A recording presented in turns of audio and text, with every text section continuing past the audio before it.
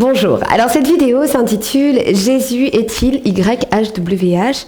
qui est le tétragramme, vous le savez certainement, du nom de Dieu. Vous êtes peut-être vous-même déjà posé cette question.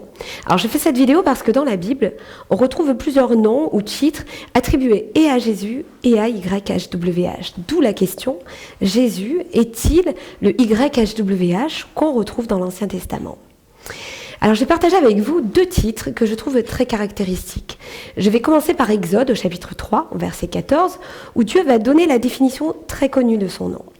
Alors, Moïse se retrouve dans la présence de Dieu sur le mont Sinaï, et Dieu va l'envoyer pour libérer son peuple. Devant cette tâche immense et difficile, il va demander au verset 13, « Mais s'il me demande quel est son nom, que leur répondrai-je » Et Dieu va répondre, « Je suis celui qui suis. » Et il ajouta, « C'est ainsi que tu répondras aux enfants d'Israël, celui qui s'appelle « Je suis » m'a envoyé vers vous. » Dans la traduction des Témoins de Jéhovah de 2018, il est écrit « Je deviendrai ce que je décide de devenir, et je deviendrai m'a envoyé », avec une petite note qui dit « Je serai ce que je serai ».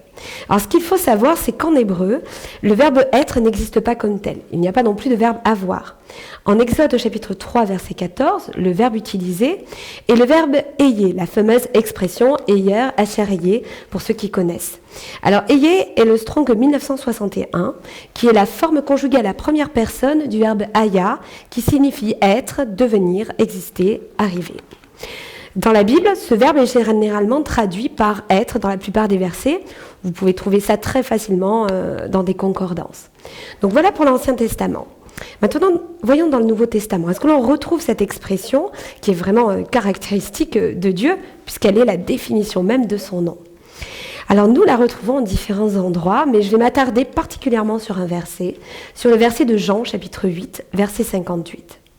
Jésus leur dit « En vérité, je vous le dis, avant qu'Abraham fût, je suis. » Dans la traduction des Témoins de Jéhovah, il est écrit « J'ai été ». Est-ce que c'est une traduction exacte? Alors non, car la forme verbale utilisée en grec est ego émi, et le verbe grec dans ce cas-là est conjugué au présent, donc on doit le traduire par « je suis ». En grec, il y a 7 temps. Dans ces 7 temps, il n'y a pas de passé composé. Donc traduire « j'ai été » n'est pas exact. Pourquoi les Témoins de Jéhovah ont traduit « j'ai été » au lieu de « je suis » ? Alors peut-être craignent-ils justement qu'en mettant « je suis », bien le rapprochement soit fait avec le tétragramme. D'ailleurs, les pharisiens eux-mêmes l'avaient très bien entendu comme cela. Notez leur réaction au verset 59 du même chapitre, quand Jésus dit « je suis », et là-dessus, ils prirent des pierres pour les jeter contre lui. Mais Jésus se cacha et il sortit du temple. Pourquoi une réaction aussi forte ? Eh bien parce qu'ils ont bien compris qu'en utilisant l'expression « je suis », Jésus était en train de se faire l'égal de Dieu. Et ce n'était pas la première fois que cela arrivait.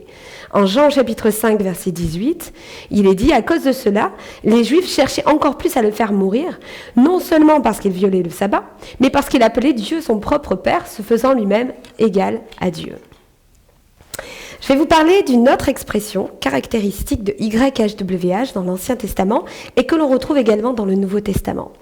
Nous retrouvons cette expression en Ésaïe au chapitre 44, verset 6. « Ainsi parle l'Éternel, roi d'Israël, et son Rédempteur, l'Éternel des armées.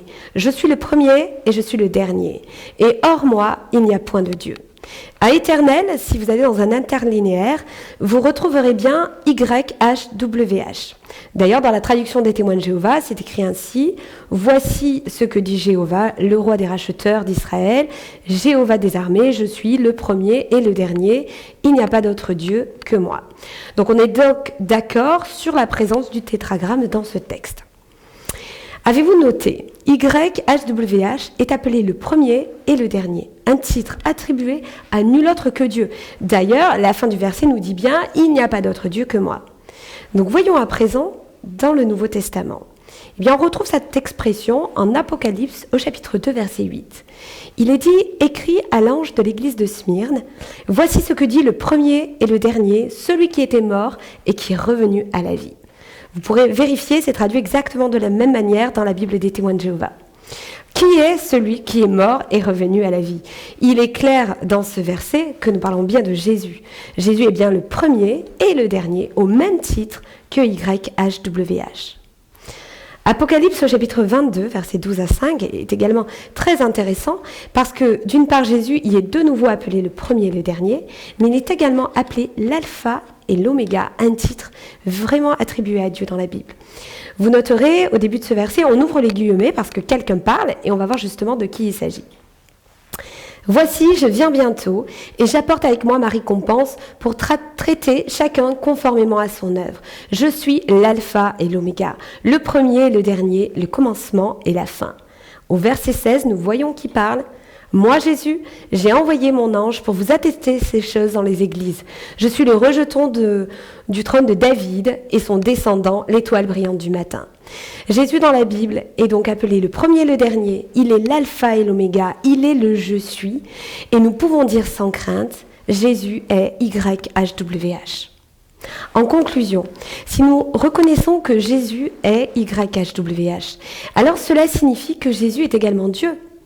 Est-ce que c'est vraiment si surprenant? En réalité, les versets s'interprètent eux-mêmes et se confirment entre eux.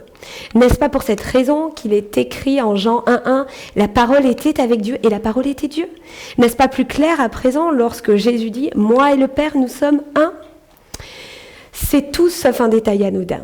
Et nous devons vraiment savoir qui est Dieu parce que nous pourrions bien sans cela avoir couru en vain, comme dit Paul. Paul nous dit également en Galates au chapitre 4, versets 9 à 11, « Mais maintenant que vous avez connu Dieu, ou plutôt que vous avez été connus de Dieu, comment pouvez-vous retourner à ces principes élémentaires sans force et sans valeur auxquels vous voulez vous asservir encore?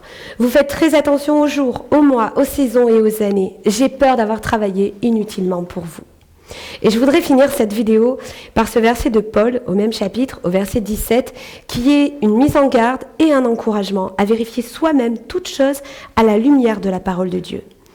Le zèle que ces gens manifestent pour vous n'est pas pur, mais ils veulent vous détacher de nous afin que vous soyez zélés pour eux. Restons cramponnés à l'évangile, car il n'y a qu'une vérité, et cette vérité, c'est Jésus. Voilà, je vous dis à très bientôt pour une prochaine vidéo.